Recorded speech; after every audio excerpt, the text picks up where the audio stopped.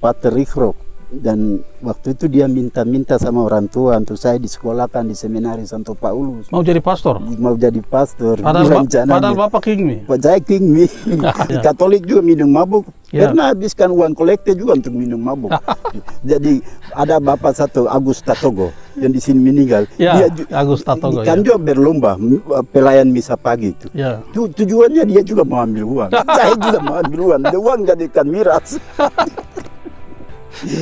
Saya waktu masuk sekolah Alkitab itu saya punya moto itu 1 Korintus 6 ayat 9 yang menyatakan celakalah aku jika aku tidak memberitakan Injil. Itu moto saya dan sampai hari ini. Dahulu saya buta, sekarang saya sudah melihat. Dahulu saya tidak laku, sekarang laku di hadapan Tuhan. Dahulu saya minum mabuk, sekarang saya sudah berhenti minum mabuk. Nyawa generasi ini berharga di mata Tuhan.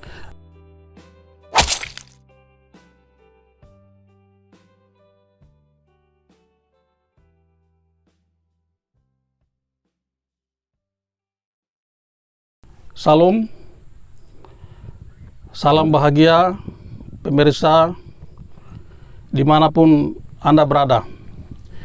Kita bertemu kembali dalam program Umito Umana, berbagi inspirasi tentang kehidupan kita di dunia maupun kehidupan di akhirat. Untuk itu, pada kesempatan ini saya kedatangan seorang tamu. Beliau ini seorang hamba Tuhan. Lebih baik nanti Bapak perkenalkan diri sendiri. Amin. Daripada nanti saya salah memperkenalkan diri. Ya, sehingga luar biasa. Identitas Bapak itu bisa disampaikan kepada pemirsa sekalian. Yang jelas beliau adalah hamba Tuhan dan kalau saya mengibaratkan dalam ajaran Kristiani, mungkin beliau ini sama dengan Paulus. Yang dulunya Saulus, kemudian menjadi Paulus. Jadi ini masa mudanya, saya dengar informasi ya. Saya dengar informasi kalau masa mudanya, masa kanak-kanaknya cukup nakal. Luar biasa. Tapi kemudian Tuhan bisa panggil untuk bisa melayani Tuhan. Kemudian ada cerita-cerita menarik yang akan dibagikan oleh Bapak tamu kita yang hadir pada kesempatan hari ini. Luar biasa. Karena itu supaya kita bisa berbagi lebih jauh tentang banyak hal di mana Bapak bisa memberikan atau membagi inspirasi kepada semua orang, terutama kepada generasi muda. Saya mempersilakan Bapak bisa memperkenalkan diri. Silakan Bapak. Luar biasa, puji Tuhan.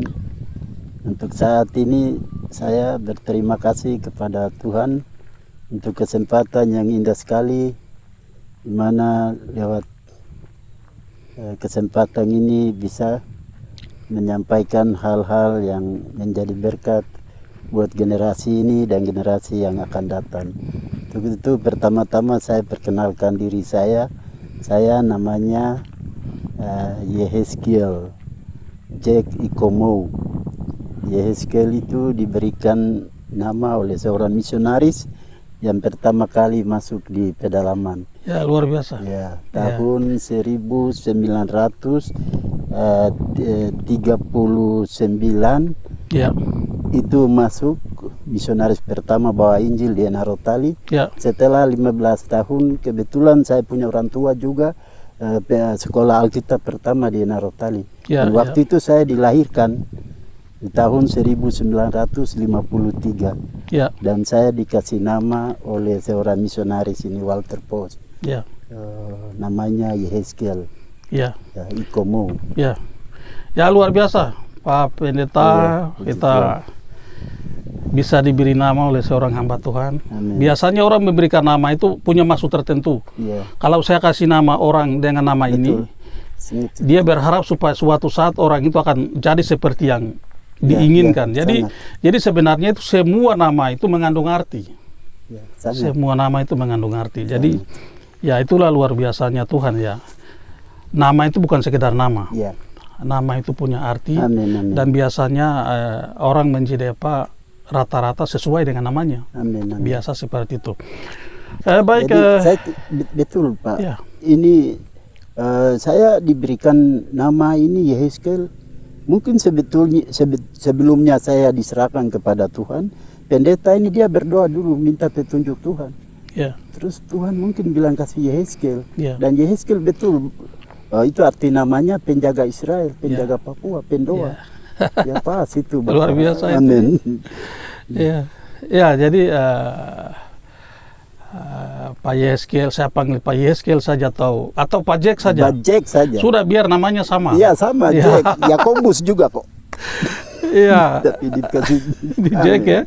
Jadi ini kali ini pertemuan antara Jack dengan Jack ini. Ya, amin. Ya, luar Pas. biasa ya. Begini, Pak Jack. Ini saya dengar dari banyak orang ya. Saya sedikit cari-cari. Jadi sebelum kita pertemuan pada kesempatan saya berusaha mencari tahu sebenarnya Bapak ini siapa. Jadi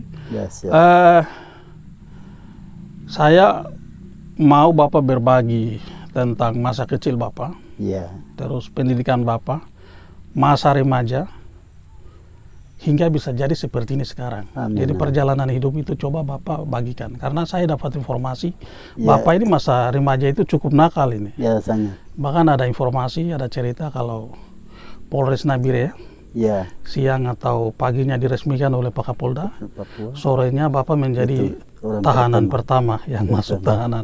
Buka perawan. Buka perawan. Polres. Polres. Jadi bukan karena prestasi, karena nakal itu. Ya, luar biasa. Jadi coba Bapak bisa berbagi kepada kita semua, kepada pemirsa di mana saja berada ini. Minimal perjalanan hidup Bapak itu bisa menginspirasi. Sehingga Bapak yang dulunya Saulus bisa menjadi Paulus. Ya, puji Tuhan, seperti yang tadi saya katakan, saya dilahirkan di kota Injil, kota Enarotali tahun 1953, tepatnya bulan Januari, tanggal 10. Kemarin saya berulang tahun ke 10 Januari yang ke-68. Saya mengucap syukur saya dilahirkan di sana di antara keluarga Kristen, agama Kingmi. Kingmi dilahirkan itu. Terus saya dikasih nama oleh Walter Pos, dan pada masa kecilnya di Enarotali. Setelah itu orang tua saya tahun 59 itu tinggalkan Enarotali, pindah ke Monemani karena tugas kepolisian. Polisi ya? Ya, polisi. Jadi perjalanan dari Enarotali ke Monemani itu sekarang mungkin berapa menit saja sudah sampai. Dulu jauh sekali, 3 malam itu. 3 malam. Dari Enaro ke Obano ke sebelah gunung ini, di Mini. Ogiai. Gunung Ogiai. Ya, Ogiai. Yametadi. Di situ terus Idakebo lagi, terus masuk Mawa masuk Monemani. Betul. Waktu itu. Jadi setelah itu saya sekolah di SD Taman Kanak-Kanak, itu dulu sekolah TK. Itu di Monemani di Katolik. Jadi saya sekolah di Katolik hampir 61 itu mulai masuk SD. Tamat SD di Monemani tahun 67. 67, dan setelah tamat itu Pater Rikrok, dan waktu itu dia minta sama orang tua untuk saya disekolahkan di seminari Santo Paulus. Mau jadi pastor? Mau jadi pastor. Padahal Bapak Kingmi. Saya Kingmi. Orang tua saya Kingmi. Terus Pater ini dia datang, dia lihat prestasi di sekolah cukup bagus, sehingga dia setiap pagi sore itu datang minta terus sama orang tua tidak mau serahkan saya di Katolik. Tapi karena Pak Toga ini dia datang minta terus pagi sore, sudah orang tua serahkan. Saya setelah selesai ranking juga, jadi waktu itu dikirim ke Santo Paulus di Abepura. Sekolah di sana. Pas di sana ketemu dengan banyak teman. Pater J. Filipus DG yang kemarin. Tapi sabar dulu Bapak. Bapak menjadi Katolik itu setelah di Jayapura? Saya jadi, atau masih belum jadi Katolik? Di Monemani. Waktu SD kelas 6. Jadi SD kelas 6 itu sudah jadi Katolik, dan Pater Kune baptis kami. Oke. Di situ di Monemani. Jadi gitu. Nanti selesai dari Santo Paulus lanjut kemana? Setelah selesai Santo Paulus itu saya lanjut di STM. STM di Dok 7 Jayapura. SMA gabungan dulu. Setelah SMA gabungan 6 bulan kemudian saya pindah. Riwayat sekolahnya saya banyak sekali, Pak. Oh, tapi di SMA gabungan selesai? SMA gabungan tidak selesai. Pindah di STM. Oke. STM juga belum selesai. Sabar, ini ada satu hal yang bikin saya penasaran. Ya, ya. Bapak dikirim ke Paulus sekolah seminari kan untuk jadi pastor. Ya, ya. Kenapa tiba-tiba pindah ke SMA gabungan? Lalu kenapa bisa sampai di STM? Berarti sudah pikiran untuk menjadi pastor sudah tidak? Oh, sudah tidak ada lagi. Oh. Sudah tidak ada. Oh, Ya, iya. sudah tidak ada. Pikiran untuk jadi pastor itu tidak ada. Memang karena kita mungkin saya punya rencana cita-cita itu tidak ada di situ juga. Oh iya. Hanya dipaksakan. Pastor yang paksa. Paksa, iya. Oh iya begitu. Ya, Ya, tapi orang tua juga ikut mendukung. ya. Orang tua serahkan saya biar Ya. karena ini pagi siang sore datang terus minta untuk sekolah. Ya. Ya seperti tadi saya sampaikan, Bapak punya masa muda ini penuh liku-liku, Oh, luar biasa. penuh suka dan duka. Ya, sebagai Jack remaja saat itu Ya, oh, luar yang berada biasa. di kota terbesar di tanah Papua, Oh, Jayapura, luar biasa. dengan segala macam pengaruhnya. Kira-kira ada hal-hal negatif yang Bapak rasa itu menjadi masa lalu Bapak yang cukup disesali sekarang? Ya, itu ya, ya. itu ada tidak? Bapak bisa Itu berbagi? macam dulu tuh aneka ragam kenakalan yang saya buat waktu muda ini.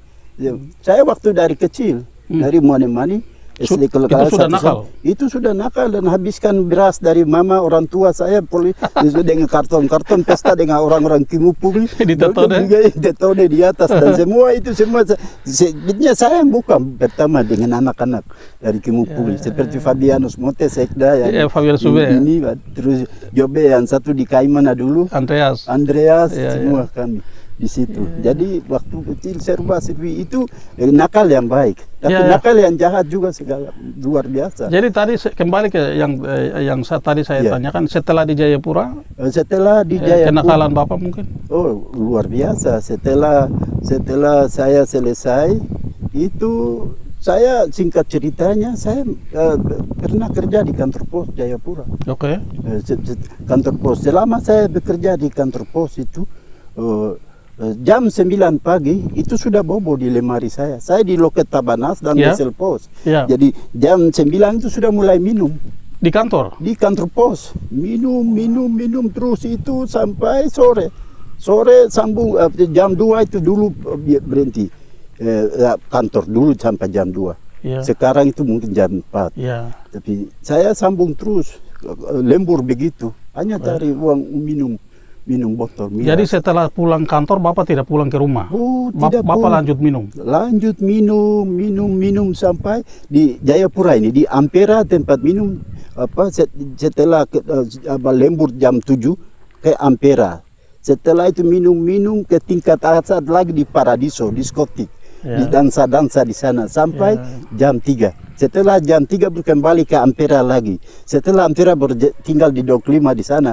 Jadi jalan kaki sampai di rumah jalan kaki, tapi besoknya saya tetap ada di kantor pos.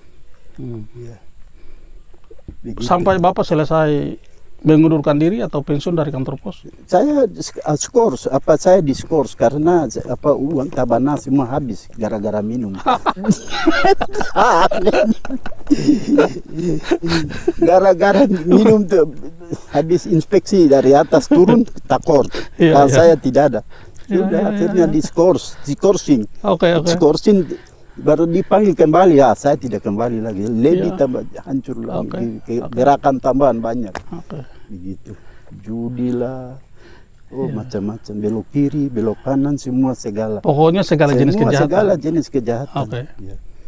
Ya tadi seperti awal saya sampaikan juga menceritakan atau menyampaikan sedikit.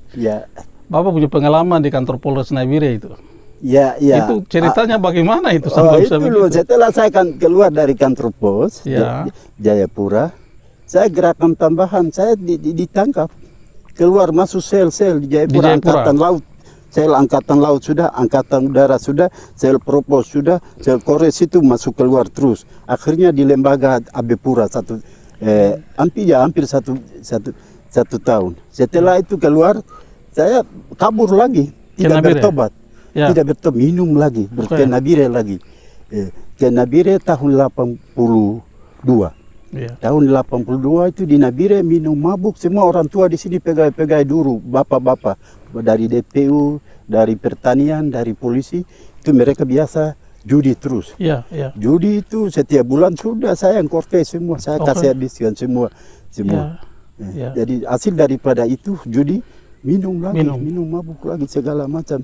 Akhirnya di OYH itu tidak tahu karena pelai tinggi. Ya. Pelai tinggi mereka taruh sesuatu. Saya angkat saja begini, itu angkat itu emas. Oke. Emas itu sudah setelah saya sudah sadar, saya besoknya jual.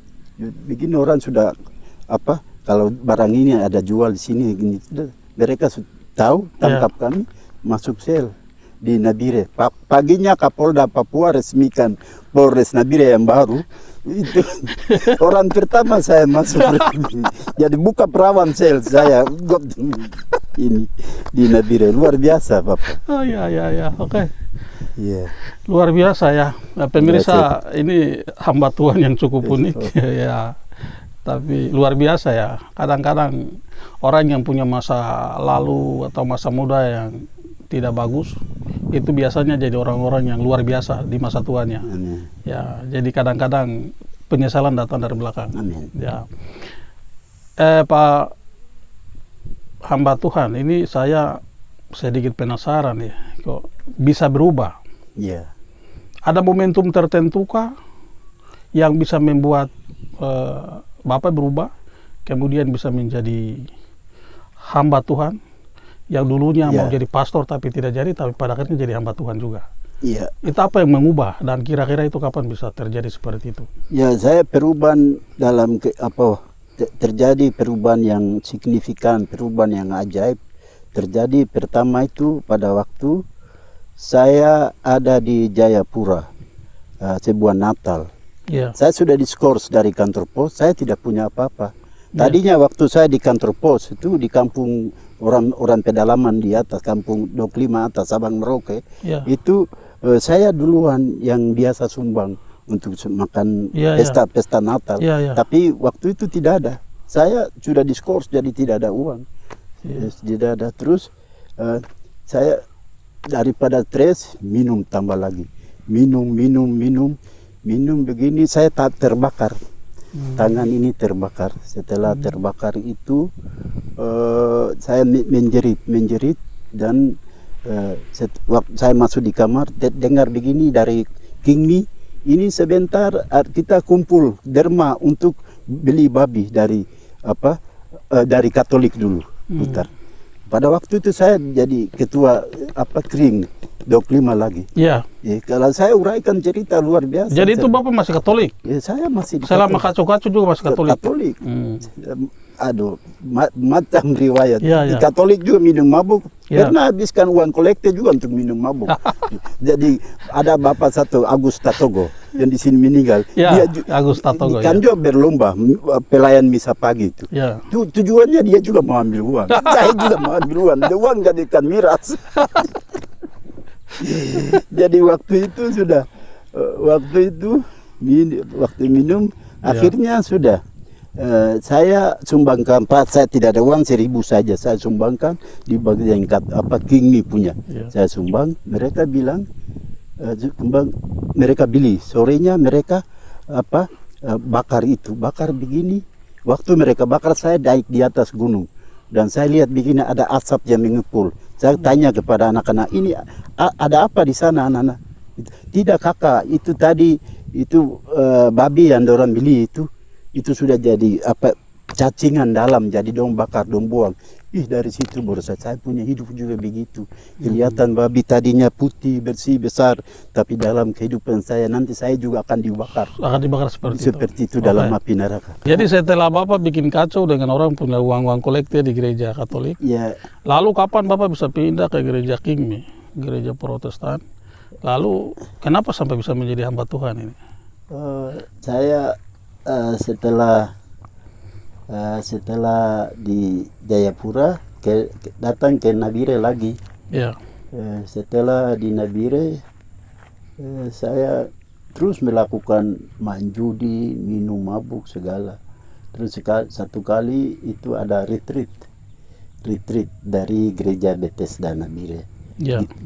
retreat pemuda-pemudi. Ya. Dan saya juga sempat ikut, dan sudah waktu itu kami ditawarkan oleh hamba Tuhan, dan saya mengaku semua salah dosa saya di situ, dan saya didoakan. Didoakan. Itu yang pertama. Yang kedua itu satu kali itu orang tua saya meninggal. Orang tua saya meninggal, dan seluruh Nabire ini terkenal bahwa itu orang tua dia punya anak Jack sendiri yang bunuh. Karena setiap malam itu jalan judi terus, mereka kira saya itu potlet dulu, tarik darah. Dan mereka punya anak sendiri yang bunuh. Dan waktu kuburkan itu saya punya mama ade, saya punya nenek orang, mereka menangis itu. Ini kuda kige ko kaya ko koyawi. Bapak juga Yakob aja. Yang selamat. Ini kuda saya. Jadi iya matoa. Iya, begitu.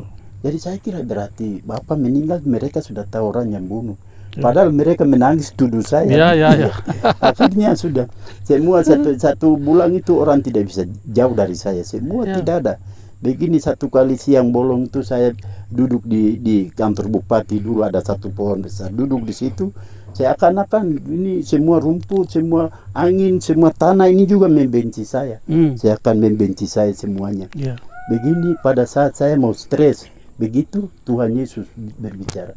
Semua segala di kelilingmu semua membenci engkau, tapi saya Yesus namanya mencintai engkau. Langsung saya peluk dan saya jatuh menangis. Jatuh menangis. Dan setelah itu ada penerimaan STT. Setelah saya berpikir saya mau balas apa? Tuhan sudah mengasihi saya, mengampuni saya, menyucikan saya, dosa saya sudah jadi baru. Luar biasa. Saya akan tidak ada dosa lagi. Jadi perubahan ajaib terjadi waktu itu. Dan saya satu-satunya saya harus balas cinta kasih Tuhan Yesus yang terjadi dalam kehidupan saya. Itu saya masuk sekolah teologi saat itu. Ya, setelah jadi sekolah teologi ya Bapak sudah menjadi hamba Tuhan sekarang. Hamba Tuhan. Jadi ini sesuatu yang luar biasa. Ya, jadi itu hebatnya Tuhan.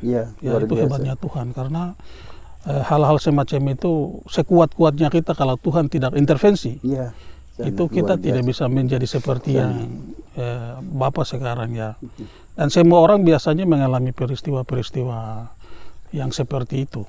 Dan itulah hebatnya Tuhan. Jadi sekarang di beberapa waktu terakhir ini saya lihat Bapak sibuk-sibuk dengan beberapa kegiatan.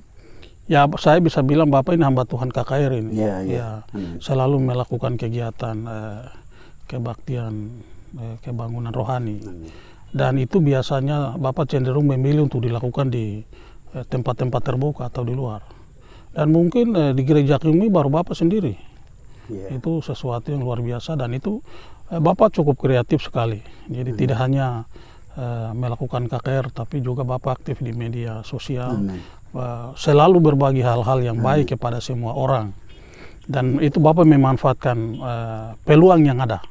Jadi media sosial menyediakan peluang supaya siapapun bisa berkomunikasi tanpa mengenal batas apapun di seluruh dunia. Dan Bapak memanfaatkan momentum itu untuk berbagi kasih kepada seluruh orang. Itu bagian yang hebat yang Bapak sudah lakukan. Saya ingin tahu ini Bapak, apa yang melatar belakangi sehingga Bapak memilih jalan untuk menyebarkan firman Tuhan dengan jalan KKR? Dan kenapa Bapak harus menjadikan kaum muda itu sebagai fokus pekabaran Injil? Amin. Luar biasa. Kenapa Bapak bisa seperti itu? Pertama begini Bapak. Saya waktu masuk sekolah Alkitab itu saya punya moto itu 1 Korintus 6 ayat 9 yang menyatakan celakalah aku jika aku tidak memberitakan Injil. Itu moto saya dan sampai hari ini. Jadi saya setelah selesai sekolah SD itu 3 tahun, saya langsung pilih melayani daerah terpencil. Daerah terpencil, pelayanan ke daerah-daerah. dengan pelayanan KKR juga, pemutaran film, bagi kumpul pakaian, bagi-bagi. Setelah itu saya dipilih untuk jadi penginjilan di daerah Kelasis. Nah, saya dipilih ketua dan saya pelayanan di situ. Dan setelah itu saya adakan beberapa kegiatan KKR, mulai ini dengan melatar belakangi kehidupan saya. Dahulu saya buta, sekarang saya sudah melihat. Dahulu saya tidak laku, sekarang laku di hadapan Tuhan. Dahulu saya minum mabuk, sekarang saya sudah berhenti minum mabuk. Jadi untuk saya bisa turun ke lapangan ini karena mengingat generasi ini sangat penting. Generasi ini generasi yang berharga, mereka perlu diselamatkan. Kalau saya sudah diselamatkan lewat beberapa babak KKR hari lalu, pasti orang anak-anak muda yang dengar KKR banyak, memang sudah banyak yang sudah sadar dan bertobat lewat KKR. Jadi kami tetap merasakan bahwa nyawa generasi ini berharga di mata Tuhan. Salah satu kehebatan Bapak itu dalam Bapak mewartakan Injil supaya orang bertobat. Itu Bapak bisa menjadikan Bapak berdiri itu sebagai contoh. Itu hebat. Karena jarang kebanyakan orang itu kadang-kadang dalam mewartakan Injil itu katakanlah kenakalan dia atau keburukan dia itu jarang dijadikan contoh. Karena sehebatnya orang itu, orang cenderung menutup aibnya dia. Tapi Bapak ini hebat. Di mana Bapak bisa menjadikan diri Bapak sebagai contoh. Artinya Bapak bisa mengatakan kepada mereka yang mungkin sudah kehilangan harapan bahwa kamu kenapa ragukan Tuhan Yesus? Saya dulu begini, saya bisa jadi begini. Jadi itu hebatnya Bapak. Jadi itu jalan yang sangat hebat. Itu sebabnya beberapa kegiatan saya itu saya berikan nama, tema dari KKR itu ada sekitar 4. Pertama, Yesus sahabat orang berdosa. Jadi surga itu milik orang berdosa yang sudah sadar dan bertobat. Kedua, nyawa generasi muda itu berharga di mata Tuhan. Itu sebabnya generasi ini harus disampaikan berita keselamatan itu sehingga mereka sadar dan bisa bertobat. Bapak, kalau menghadapi generasi muda, waktu masa saya dibandingkan dengan masa sekarang, saya yakin masa sekarang ini susah sekali. Sangat. Di waktu saya masih kecil saya masih muda itu, kami termasuk generasi yang masih mau mendengarkan orang. Sangat. Mendengarkan orang tua, mau mendengarkan guru, mendengarkan pastor, pendeta, dan mendengarkan siapa saja yang bisa mengatakan sesuatu, menyuruh sesuatu, menasihati sesuatu untuk kebaikan kami.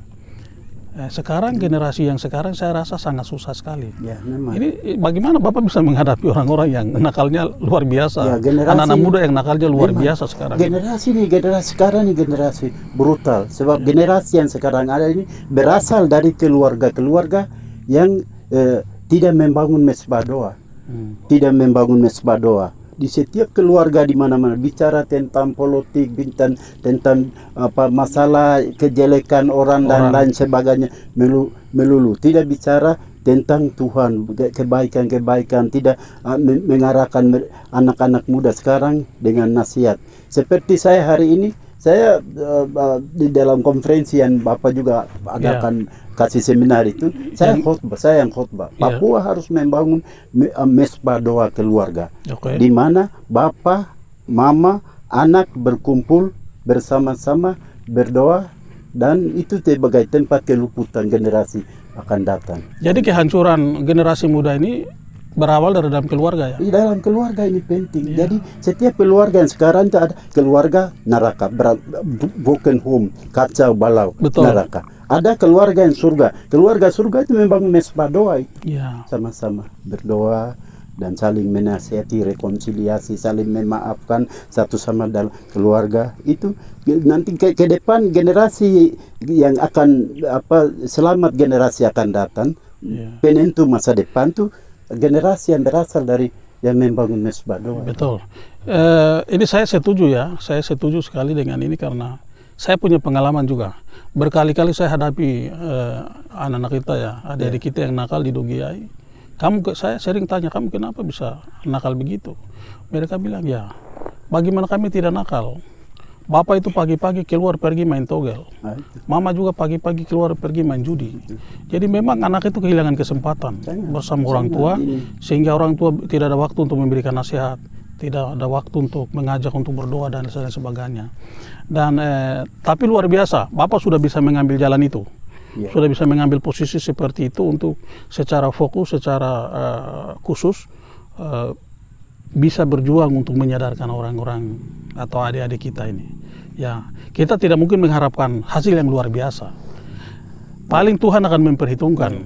Jadi Bapak sebagai pekerja melaksanakan, nanti bagian yang Bapak tidak mampu itu nanti Tuhan selesaikan. Benar, Bapak. Sekarang sementara ini setiap KKR dekade ini saat ini di dalam khotbah biasa di gereja hari Minggu maupun KKR, saya berbicara tentang Mesbah Doa, tempat keluputan generasi baru untuk tanah Papua ke depan. Itu harus membangun setiap keluarga Honai, semua rumah di gunung-gunung, di lembah-lembah, di pantai tanah Papua, setiap keluarga harus membangun Mesbah Doa keluarga, tempat keluputan generasi.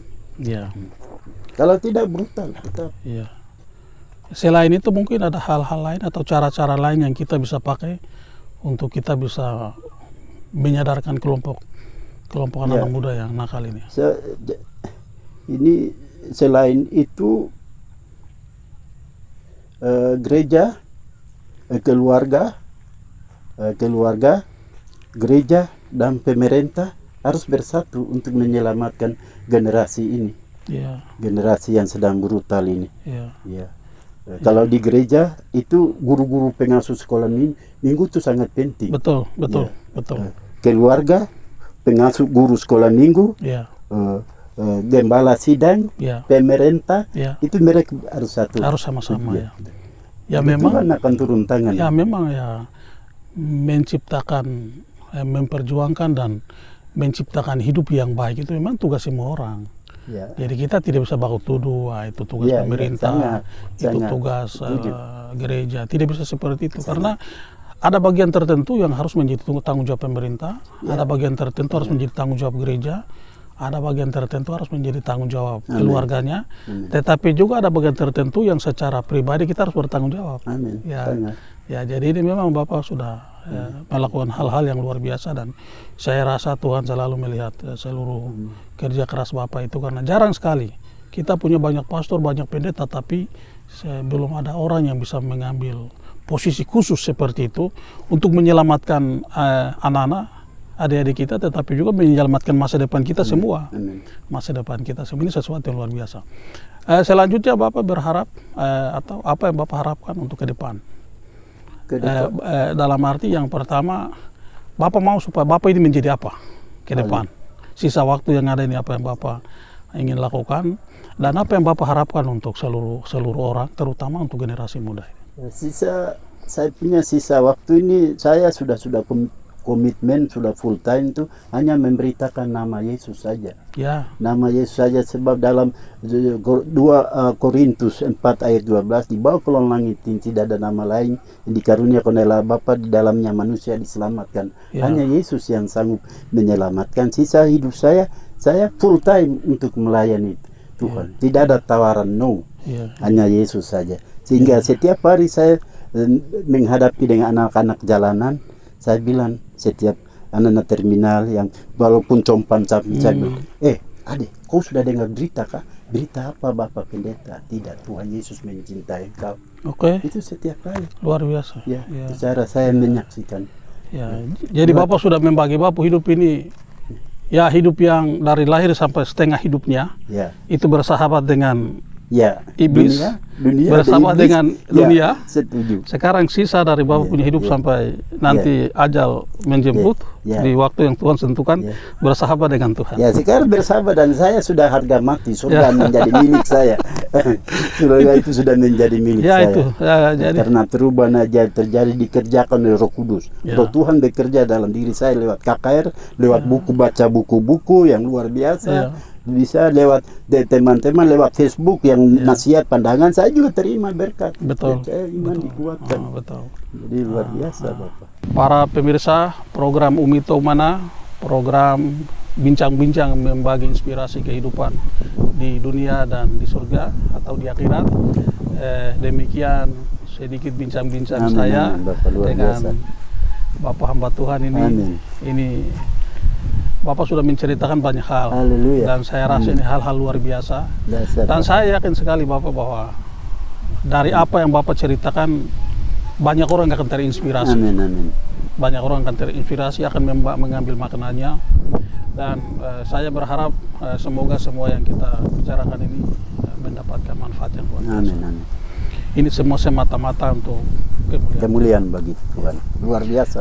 Sebelum mengakhiri ini, pemirsa, saya Amin, beberapa amin. waktu lalu dapat buku dari Bapak, Amin, amin. Jack. Luar biasa. 4 buah buku dan bukunya luar biasa. Dari 4 buah buku itu 2 sudah selesai saya baca. Oh, 2 yang puji Tuhan. harus baca. Luar biasa Bapak. Tuhan berkati Dan Bapak. itu sangat bagus sekali isinya. Amin, Sangat amin. menggugah hati saya, menginspirasi saya. Dan saya memberikan buku saya, Bapak, ini ada 3 buku. Oh, luar Ini biasa. buku yang Puji 1, Tuhan. Tuhan berkati. ini buku kedua, Iya. ini buku ketiga. Oh, luar Bapak, biasa. saya harap Bapak bisa membacanya. Saya Harap senang baca bukunya juga. Bapak saya sudah bisa Amin, untuk amin. baca. Terima kasih Bapak. Tuhan berkati. Ya, para Amin. pemirsa, demikian luar biasa. bincang-bincang kita dengan Bapak hamba Tuhan, Pak Jeki Komo. Amin, amin. Semoga kita bisa mendapatkan hikmahnya. Semoga Bapak Ibu diberkati oleh Tuhan yang Maha Kuasa. Ya, siap. Dan semoga hidup kita berbahagia di dunia dan kita bisa meraih kebahagiaan Amin. di akhirat. Amin. Selamat. Oh, Salam luar bahagia. biasa. Puji Tuhan Bapak. Tuhan berkati.